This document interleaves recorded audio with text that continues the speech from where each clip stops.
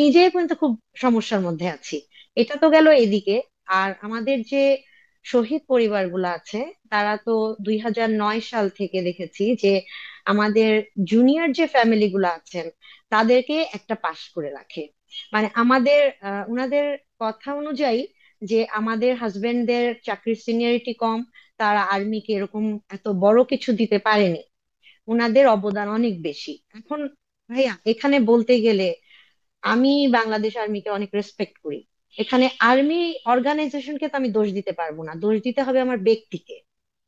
তো এখানে প্রত্যেকটা ব্যক্তি যদি তাদের দোষগুলাকে ঠিক না করে তাহলে তো তখন ওই ওই অর্গানাইজেশনকে নিয়ে কথা চলে আসে। আসলে অর্গানাইজেশনের তো কোনো কাজ নাই, এখানে দোষ করার কোনো উপায় নাই।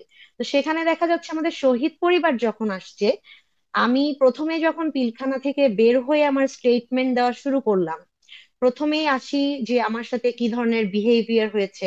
সেখানে আমি আমার রুমে যে ঘটনা হয়েছে, আমার রুমের বাইরে যে ঘটনা হয়েছে, সেই কথা বলার সাথে সাথে রিয়াক্ট করে উঠে আমাদের শহীদ পরিবার, রিয়াক্ট করে উঠে মেজর জেনারেল তারেক সিদ্দিকীর মিসেস।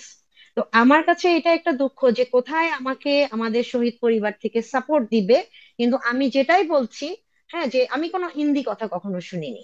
তাদের একই কথা যে আমি হিন্দি কথা কেন শুনবো, কেউ তো শুনেনি, আমি কেন শুনলাম।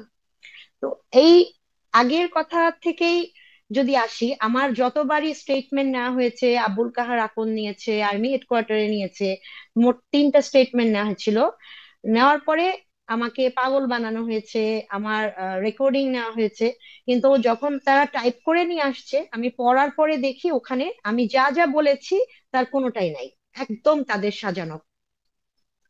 এভাবেই যাওয়ার পরে আমাদেরকে আহ ইয়েতে রাখা হলো, যে আর্মি হেডকোয়ার্টারে নেওয়া হলো, আর্মি হেডকোয়ার্টারে মেসে ওখানে নেওয়া হলো।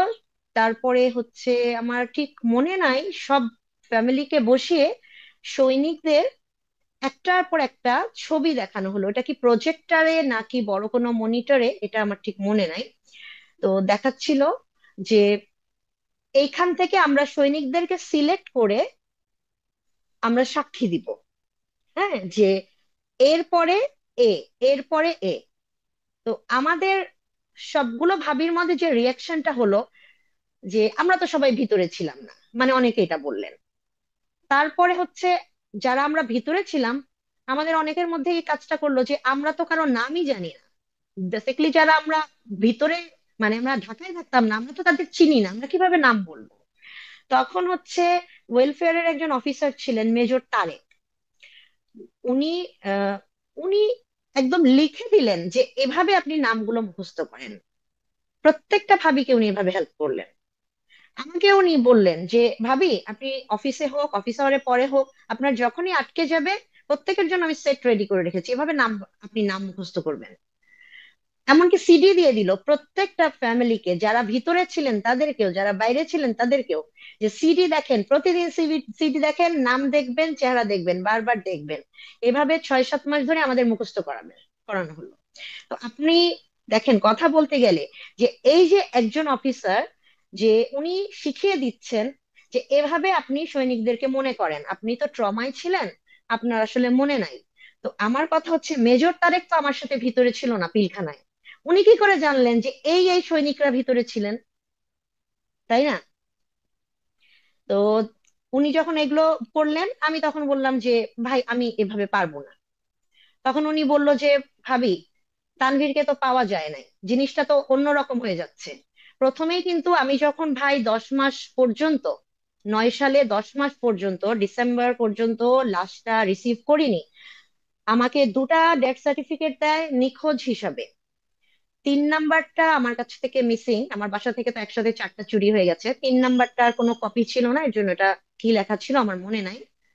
4টার মধ্যে মেজর র্যাঙ্ক দিয়ে দাফন করা হয়। তার আগে পর্যন্ত বলা হয় যে আমি যদি না নিয়ে থাকি তাহলে ডিক্লেয়ার করা হবে যে আমার হাজবেন্ড দেশদ্রোহী ছিল।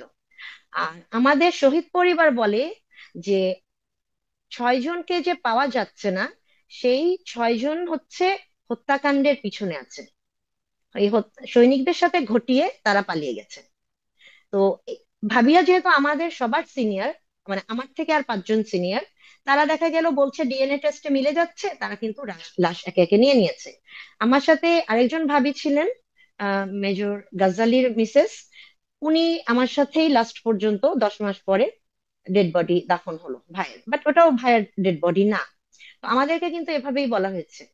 তো শেষ পর্যন্ত যে এভাবে যে দেশদ্রোহী বলার থেকে তো আমার হাজবেন্ডের নামে একটা লাশ দাফন হোক, এই মুহূর্তে ওই মুহূর্তে তো কিছু করার ছিল না। তো এরপরে আপনাকে যেটা বললাম যে 2 বছর ধরে চেষ্টা করা হলো যে আমাদের আহ এভাবে নাম মুখস্থ করে, আমারটা যেটা হলো যে আমি 12 সালে গিয়ে আমাকে কোর্টে নিয়ে গেল, কোর্টে নিয়ে যাওয়ার পরে আমাকে এক কথা বলে নিয়ে গেল। ওখানে যাওয়ার পর আমাকে ওগুলো কিছুই বলতে দেওয়া হলো না। আমি যা বলবো পিলখানার অভিজ্ঞতা, আমাকে ওগুলো বলতে তো দেওয়াই হলো না। বরঞ্চ বলতে বললো যে এরা সবাই ছিল, আপনি বলবেন এরা সবাই দোষী। মানে আমি দেখলাম যেটা পুরা অনেক বড় একটা জেলখানার মতো কোর্টের মধ্যে আমাকে বললো যে এরা সবাই বিদ্রোহী। তো উনারা যেহেতু খুব হইচই করছিল, আমিও ভয় পেয়ে গেছি, আমি তো এরকম কখনো দেখি নাই। ওখান থেকে আমাকে বিডিআর পক্ষের উকিলও আমাকে তখন একটা ডেথ সার্টিফিকেট বের করে বলল যে এই যে ডেথ সার্টিফিকেট, আপনার হাজবেন্ড তো বেঁচে আছে, আপনি যে ডেথ সার্টিফিকেটটা নিয়েছেন তার বয়স 47 বছর, এই সেই ডেথ সার্টিফিকেট।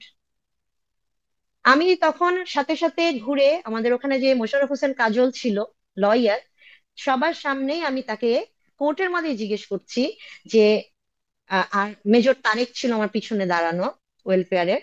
ওনাকে আমি বললাম যে আমাকে যে ডেথ সার্টিফিকেট দিয়েছেন ওটার মধ্যে তো তানভীরের এই যে লেখা নাই 47 বছর, তানভীরের বয়স তো ছিল 28.5 বছর।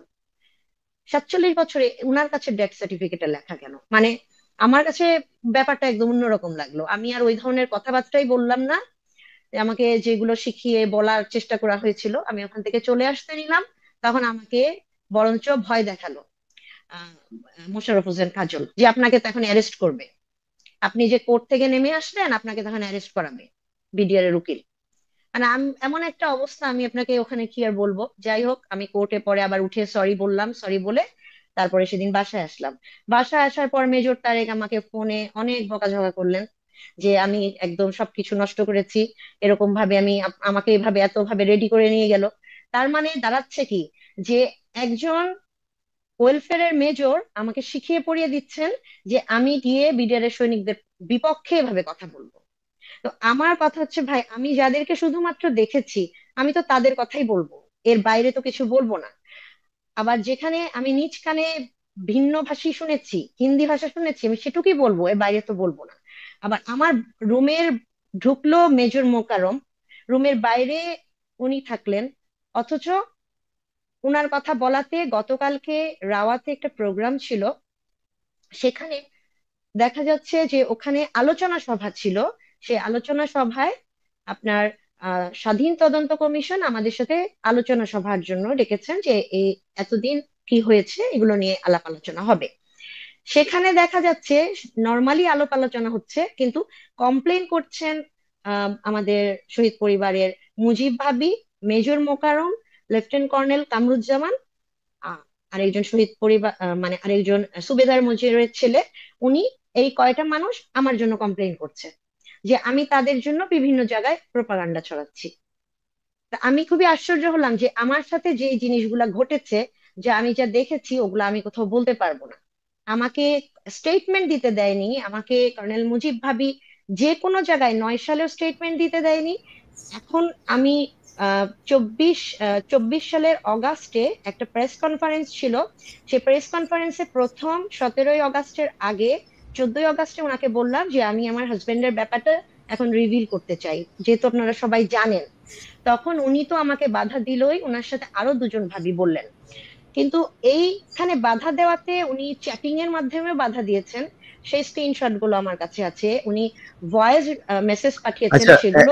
আমি যখন ধরেন নর্মালি আমার ফেসবুকে একটা স্ট্যাটাস দিচ্ছি যে আমার হাজবেন্ডকে নিয়ে আমি কোনো আবেগের কথা লিখছি, সেখানে এসে আমাকে খুবই বাজেভাবে কিছু বট অ্যাকাউন্ট থেকে মানে একটার পর একটা একজনকে একজন সাপোর্ট দিয়ে নোংরা কথা বলে। আমি যখন অন্য কারো অ্যাকাউন্টে একটা ভালো কথা লিখছি, সেখানেও আমাকে নিয়ে বাজে কথা বলে। এটা বলতে চাচ্ছিলাম যে এই যে একটা প্রোপাগান্ডা হচ্ছে সব জায়গাতে, যেমন হাসান নাসির ভাইকে নিয়ে হচ্ছে, ঠিক একইভাবে দেখা যায়